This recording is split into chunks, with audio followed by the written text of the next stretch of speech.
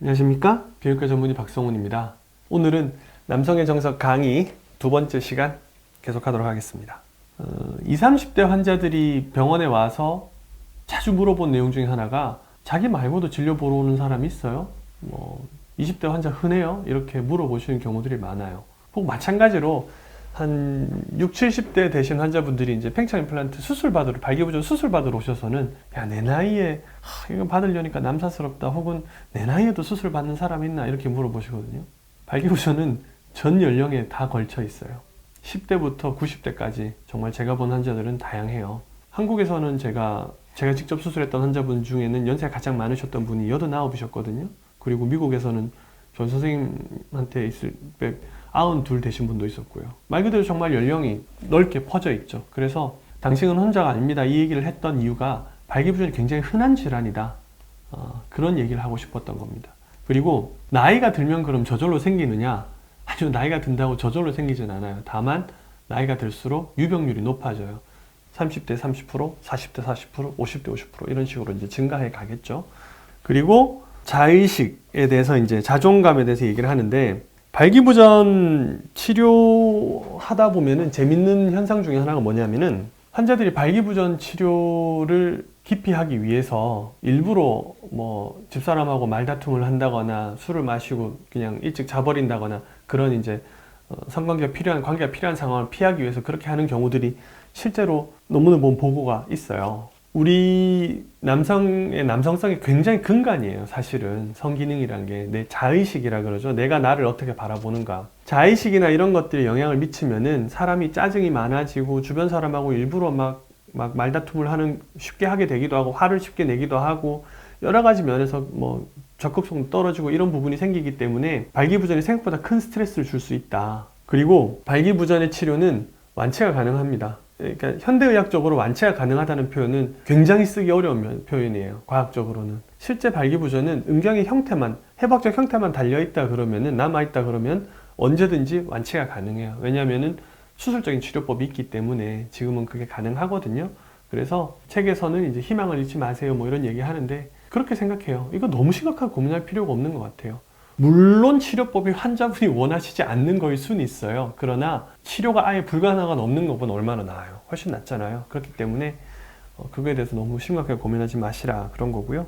그리고 모든 치료의 시작은 병을 아는 것, 요 챕터에서는 발기부전에 대해서 일단 아셔야 돼요. 환자가 자기가 이런 병이 있고 이런 병은 어떠한 병이다 라고 아는 것이 그 환자 치료 결과 예후에 아주 크리티컬하게, 아주 중요한 영향을 미쳐요. 그래서 발기부전의 정의는 10번 성관계를 했을 때 2번 내지 3번 이상 만족스러운 성관계를 발기력 관련된 문제로, 중간에 시들든지 처음에 시작이 안 되든지, 되더라도 강직도가 안 나오든지, 이런 경우들 때문에 내가 만족스러운 성관계를 못했을 때를 발기부전이라고 정의해요. 진단 자체가 병원에서 받으시는 게 아니에요.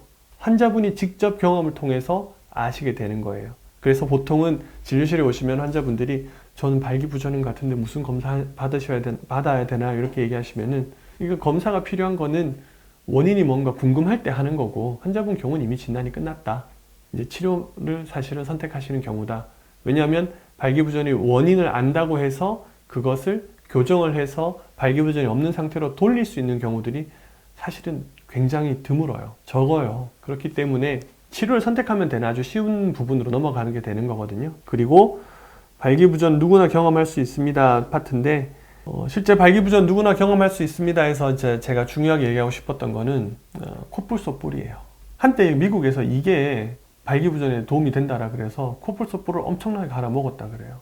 어느 문화권이나 그런 영향들이 있긴 하거든요. 남성의 생식기 모양이랑 닮은, 그리고 발기된 형태랑 닮은 그런 동물의 고기를 먹는다거나, 그거 술 담가 먹고 이런 것들이 소위 말하는 정력 혹은 발기력에 도움이 되지 않을까, 정력이라는 이상한 개념에 도움이 되지 않을까라고 했었는데, 실제 그렇지 않아요. 발기력은 동맥 기능이잖아요. 그게 무슨 뿔 갈아 먹는다고 나오고 그러겠어요. 사실 코뿔소 뿔이나 우리 손톱이나 아마 분자 구조는 같을 거예요. 우리 손톱 갈아 먹는 거랑 뭔 차이가 있겠어요. 그렇기 때문에 코뿔소 뿔이나 황소개구리 뒷다리 이런 것들이 별로 도움이 안 되는 이유가 거기 있어요.